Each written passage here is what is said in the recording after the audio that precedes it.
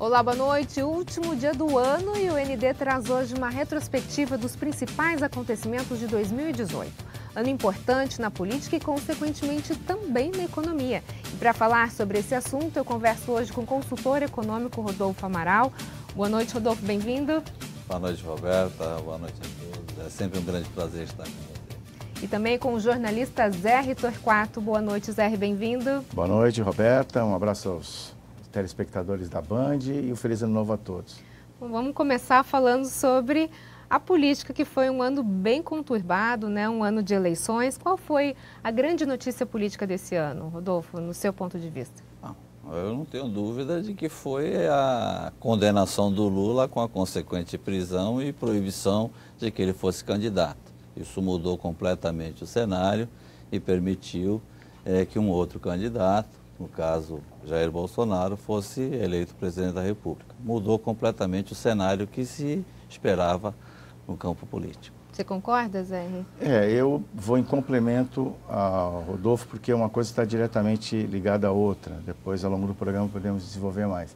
Foi a eleição, o processo eleitoral, a vitória do Jair Bolsonaro, que eu entendo até como esperada, mas com uma nova maneira de fazer campanha. Uma campanha modesta, dentro dos parâmetros que nós assistimos em outros pleitos, pela internet, uma campanha sem muito planejamento, muito espontânea, que acabou surtindo o efeito desejado. Evidentemente, com a ausência do Lula na eleição, criou-se uma situação ainda mais favorável ao Bolsonaro. Eu acho que talvez aí, mais do que além, não mais, mas além do fator do Lula, a questão do atentado contra o próprio Jair Bolsonaro, acho que deu um ganho. Vocês acreditam que esse tenha sido um dos pontos que motivou e alavancou a campanha dele? Eu não tenho dúvida disso, e também acho, eu concordo com o Zé com relação ao fenômeno redes sociais, mas eu associo a esse fenômeno a um comportamento represado, uma angústia represada de camadas da sociedade, principalmente da classe A e B, certo? Que aguardava, em função da Lava Jato, de todos esses escândalos que se sucederam, ela estava indignada e não tinha instrumentos para se manifestar como as redes sociais. Então, eu acho que a sabedoria do pequeno grupo do Jair Bolsonaro conseguiu, certo, se apropriar desse fator, e o PT, que sempre foi um partido muito mobilizado, muito competitivo, muito participativo, dessa vez teve que disputar espaço nas redes sociais. Eu mesmo perdi vários amigos nas redes sociais, certo? Ganhei outros, mas perdi muitos, em função dessa disputa acirrada. Então, isso fez com que as redes sociais, certo, tivesse essa importância. Não foi só isoladamente o fenômeno Bolsonaro. Agora, falando nessa questão das redes sociais, você até, enquanto jornalista, tem a questão das fake news também, que foram extremamente presentes esse ano, né? Foram fatos realmente novos, né? As fake news, até pela própria importância. Uma coisa tem uma relação direta com a outra. Só quero deixar claro na minha intervenção, pode parecer que eu disse que, tendo Lula como candidato, o Jair Bolsonaro talvez não vencesse. Esse discurso de alguns, somente as pessoas com ideologia mais à esquerda, mas eu entendo que também consolidou muito esse sentimento contrário ao Lula e ao PT. Então, acredito que o Bolsonaro, mesmo com o Lula concorrendo, teria grande chance de vencer. Mas as fake news são um fenômeno com os quais nós temos que lidar, não é? Porque é um fenômeno contemporâneo que só o estudo do processo, o acompanhamento, a consciência política e o conhecimento dos fatos vai poder combater, porque é um caminho sem volta. Nós temos que ter senso crítico para nos defendermos das fake news, que são uma realidade, não só no Brasil. Estão muito associadas também à eleição do Trump nos Estados Unidos. Entendo até com um certo exagero, há muito mito em relação a isso, mas as fake news são o lado negativo e nós temos que ter mecanismos eficientes para combatê-las. Como é que você vê isso, a questão das fake news? Não há dúvida de que é algo que a gente precisa ter um certo cuidado, em que pese o advento, o fator internet, seja possível de evitá-las, a gente tem que criar a cultura das pessoas entre ler a notícia e entrar imediatamente num site de algum veículo para disseminar ainda, o que é pior, né? Mas eu acho o seguinte, que se a gente for colocar dois pesos e duas medidas, as fake news, elas têm um fator negativo, mas elas também compensam, tá? Aquele chamado jornalismo tendencioso, que determinados grupos, certo? Se apropriando do poder de penetração que tem na mídia, certo? Lançam, tá, notícias com uma versão só. Então isso é muito claro, foi muito claro inclusive nessas eleições, tentando fazer esse contraponto. Assim como os artistas fizeram os seus movimentos, tá, isoladamente, no sentido de defender a esquerda, muitos por interesses pessoais e tudo mais. Ou seja, de qualquer forma, é uma cultura nova que está se instalando.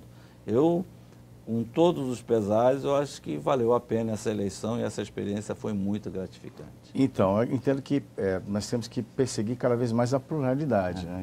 Eu entendo que, em algum momento, essa neutralidade e a pluralidade ficaram esquecidos na forma como se colocou no noticiário das eleições. Mas, haja vista que hoje você, muitas vezes, lê um portal, como nós recorrentemente fazemos, e você vê uma manchete com um apelo até para gerar cliques, né, que hoje em dia os sites, talvez os editores sejam cobrados por isso, mas se você ver bem a matéria, não é exatamente aquilo que está no título. Então, muitas pessoas se levam por uma leitura rasa, sem estudar a matéria. Esse também é um grande perigo, que nós temos que ter todo o cuidado. A ética jornalística tem que cuidar disso também. O próprio jornalista tem que se reinventar. Exatamente. A forma como dissemina a notícia, de forma de não perder a credibilidade, né? Claro, claro. Entendo que nós temos até, como é comum na área de humanas, uma tendência política partidária ideológica, que também, isso é uma discussão muito presente no jornalismo desde o início da nossa formação, que é a objetividade. Claro que ninguém consegue separar as suas crenças 100% daquilo que vai veicular, mas há que se buscar essa neutralidade no maior grau possível. E tem uma coisa interessante também, que aí já é do comportamento nosso, de jornalista, que eu acho que, infelizmente, uma boa parcela ainda está muito mal informada, certo? E ocupando posições e às vezes no processo eleitoral, até para não tomar partido de determinada colocação, se omite da informação. Eu vou citar um caso pontual. Teve num determinado momento dos debates, não sei se vocês vão se recordar, que o Meireles e outros candidatos chegaram a falar que iriam isentar do imposto de renda as pessoas que ganhavam até 5 salários mínimos. Lembra desse episódio? Quer dizer, então aquilo parecia ser uma festa. Nós vamos isentar 80% dos contribuintes. E, na verdade, esses que ganham até uns 5 salários mínimos tinham um peso de 1% na receita do imposto de renda. Quer dizer, não significava absolutamente nada, poderia ter sido feito sem que fosse uma promessa de eleição. E a mídia podia ter ido atrás, ou até mesmo nos debates, e questionado quanto isso representa. O presidente do Banco Central, o ministro está fazendo, teria como responder. E não o fizeram. Então, essa desinformação que está por trás aí, dessa grande imprensa, é algo muito preocupante. Eu entendo que, eu acho que criando, assim, traduzindo no ditado popular, hoje no senso comum, que é o famoso fla-flu, né? Nós temos que ter muito cuidado para não entrar nisso, que é o campo, a terra de ninguém das redes sociais. Então, assim, o discurso não vai evoluir. Esse foi um dos marcos de 2018. No próximo bloco, a gente continua a falar sobre a retrospectiva 2018. Nós voltamos em instantes. Até já.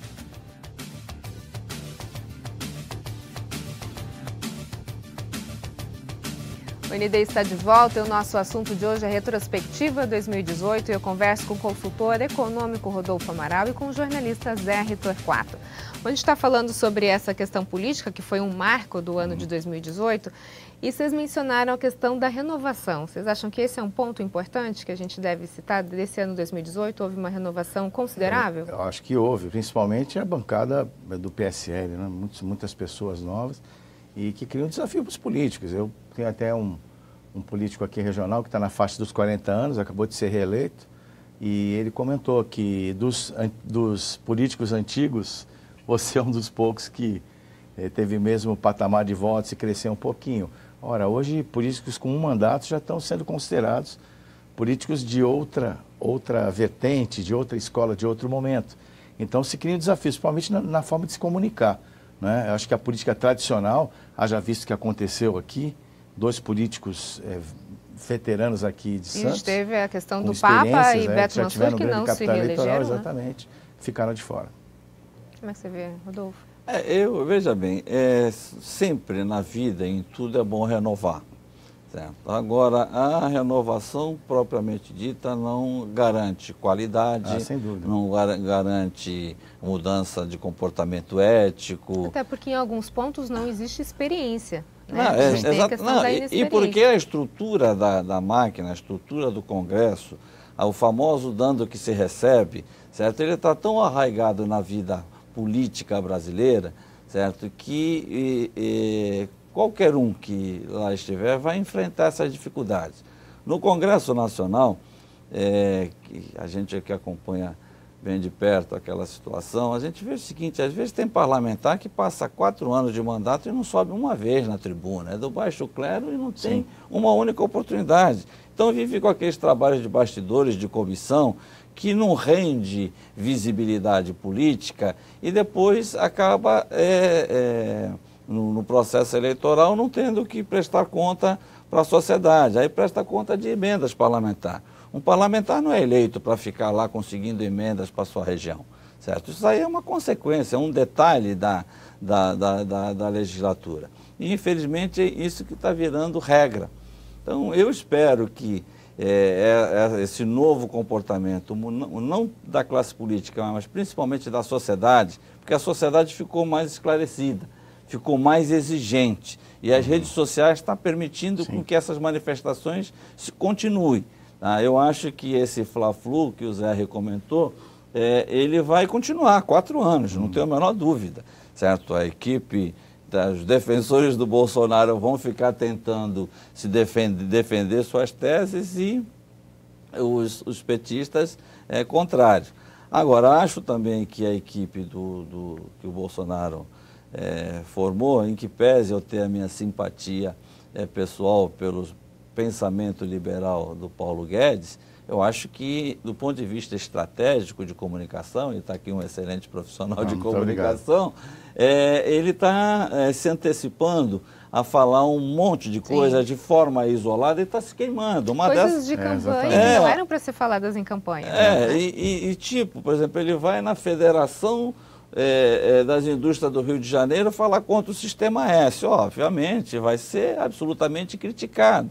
Tá? E não é uma coisa isolada. O Sistema S, no contexto nacional, representa 1%. Mas aí, Rodolfo, você acha que falta uma questão, uma articulação política? Será que está faltando isso nessa equipe de governo?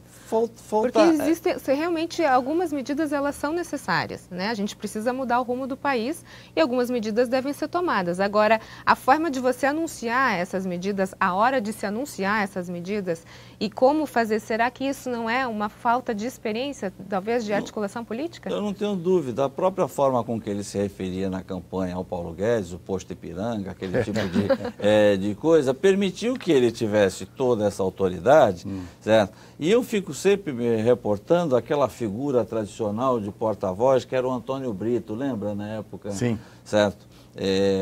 Do Sarney, que veio do Tancredo, né? Que ele veio anunciar a morte do Tancredo, aquela formalidade. O governo precisa dessa postura imparcial. Essa popularidade que ele está querendo demonstrar para a sociedade, tomando café da manhã, de chinela, aquele tipo de coisa, acabou, a eleição acabou. Agora ele é presidente da República e tem que dar esse tipo de postura. Eu acho que, por hora, o cara mais equilibrado do governo para se pronunciar é o Mourão. Por incrível que pareça, um general equilibrado, com seriedade, com serenidade, que é isso que as pessoas esperam. Se você me permite uma parte, claro. O general Augusto Heleno, também eu vi numa entrevista com um importante jornalista brasileiro, ele se saiu muito bem também, está justamente nessa área estratégica, mas eu acho que ele está faltando, sem fazer qualquer tipo de trabalho para divulgar a nossa classe, está faltando uma comunicação melhor alinhada, né? Porque tem sido recorrente um ministro dizer uma coisa e ser desmentido pelo futuro presidente. Isso é muito ruim. Não é nem ruído, né? Gera um estrondo, uma explosão muito grande e o governo nem começou. Falar um pouquinho agora sobre o governo Temer. Como é que vocês avaliam esse finalzinho? Eu entendo que o governo Temer pegou o Brasil numa situação dificílima, fica até difícil falar de economia. Perante aqui, até devolvo elogio ao Rodolfo Amaral, que é um grande consultor, um dos grandes especialistas aqui do nosso país, não da região. Mas entendo que as notícias extra-política de corrupção atrapalharam bastante a recuperação do país e o melhor desempenho do governo Temer, que entendo que trabalhou a contento, tanto que tivemos a greve dos caminhoneiros. Mesmo assim, mesmo baixando a expectativa de crescimento, vamos pegar o país no azul agora, embora, se eu estiver errado, você me corrija, uma previsão de crescimento de 1,3% mais ou menos, né? Seria de 3%, mas os acontecimentos do ano acabou se frustrando essa expectativa. Entendo que, do jeito que o Brasil caminhava, o Temer, com a sua equipe, fez um trabalho a contento. Eu vejo o seguinte, primeiro que eu diria que o Temer era aquele cara que a gente precisava no local certo, na hora certa. Um cara que já não tinha grande perspectiva de reeleição e esse tipo de perfil de presidente lhe permite fazer as maldades que precisam ser feitas. E algumas ele fez. Certo? Tipo, maldade você quer dizer reforma, né? Maldade para alguns segmentos da sociedade. Uma deles ele fez, foi a reforma trabalhista, ele conseguiu implementar a emenda do teto de gastos, que era uma coisa necessária, em que pese ela ter efeitos na atividade, na vida social do país. Ele precisava ser feito isso. Só não conseguiu avançar na reforma da Previdência porque os interesses e as formas e as corporações foram mais fortes e continuarão sendo fortes já no governo Bolsonaro. Então chegou num determinado momento que eu comparo o Temer com um pedaço de isopor em alto mar. Certo? Ele vai de acordo com o vento, de acordo com a maré. Tá? Então, mas ele não comprometeu. Tá? Na verdade, acabou não comprometendo. Não era aquele cara que ia numa aventura para fazer alguma coisa que sabia que dali a alguns anos quebraria a cara. Mas eu acho, também concordo com o Zé, dos males o menor. A gente precisava de alguém para ocupar aqueles 2 anos. Eu só lamento que não tenha avançado a reforma da Previdência. Agora o presidente Temer vai ter o seu encontro agora, né? A hora da verdade com a justiça. Porque esse ponto aí que a gente vai falar agora no próximo bloco, então. Perfeito. Exatamente sobre isso. O que vai acontecer com o presidente Michel Temer agora em janeiro? Nós voltamos em instantes. Fica já.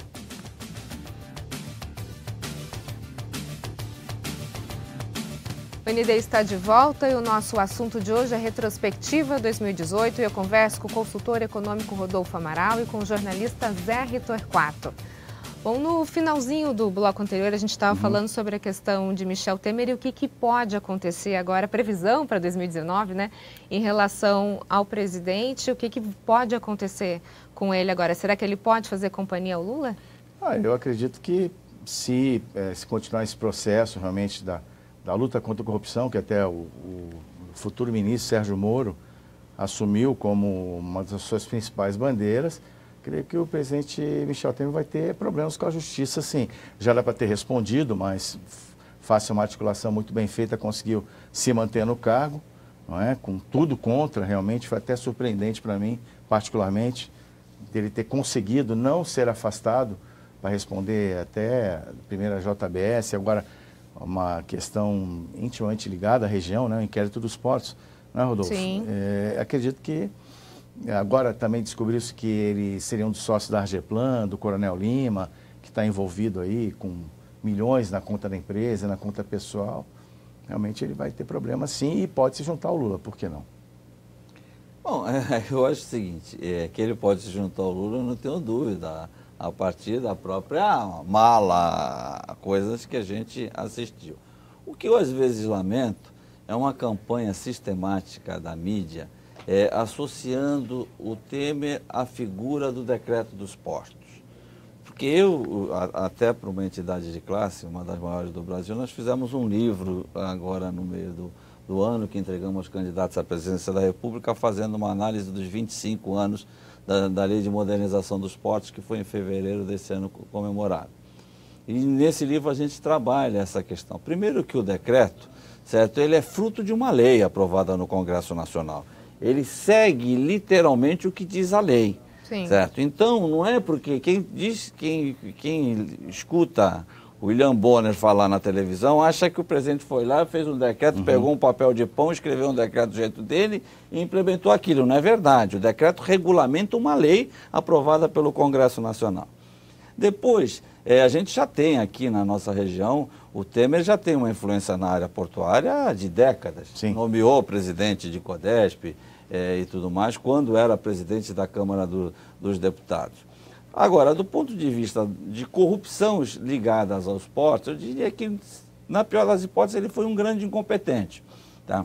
Porque não seria nesse decreto. Nós temos, no âmbito dos portos, uma expectativa de outorgas aí de 40 locais de portos diferentes no Brasil. Seriam licitações aí que envolveriam alguns bilhões de reais. Então, se ele quisesse agilizar alguma coisa, teria agilizado por aí, teria feito um caixa, certo, muito maior.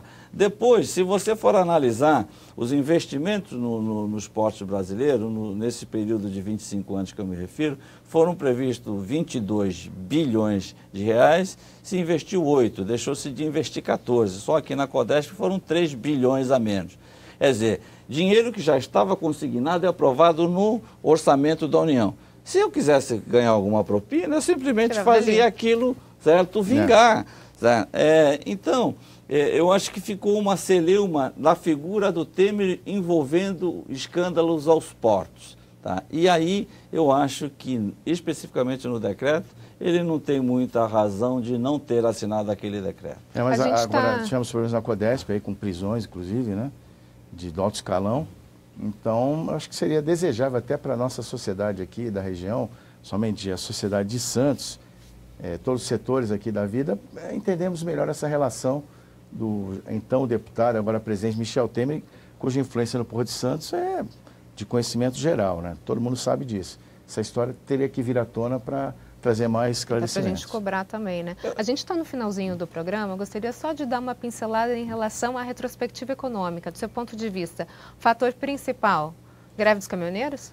Não, eu acho que do ponto de vista de interrupção da atividade econômica, não tenho dúvida, até porque foi algo de certa forma inesperado, tá, que causou aí um estrago tremendo e, ao mesmo tempo, permitiu-se que a sociedade enxergasse a importância dos caminhoneiros, do sistema rodoviário na atividade econômica, em que pese não ter se resolvido o problema, porque o grande problema do custo do frete está no ICMS e os estados não abrem mão disso. Agora, o grande alavancador aí desse processo na economia, eu diria que foi a queda da taxa Selic, dos juros, caindo de 13% para 6,5%, o país economizou mais de 100 bilhões de pagamentos de juros da dívida pública. Rodolfo Amaral, muito obrigada pela sua participação, um feliz ano novo para você. Eu agradeço, desejo a todos também um bom 2019 e que a gente consiga aí vencer essa etapa, esses desafios. Zé Torquato, muito obrigado pela sua participação, um feliz 2019 também. Para você também, muito obrigado pelo espaço, um feliz ano novo a todos mais uma vez. Satisfação estar com o Rodolfo aqui, que é um profissional admirável, um grande amigo. E um abraço a toda a equipe aqui da TVB. Obrigada, o ND fica por aqui. Uma ótima noite para você. Feliz 2019, a gente se vê amanhã. Até lá.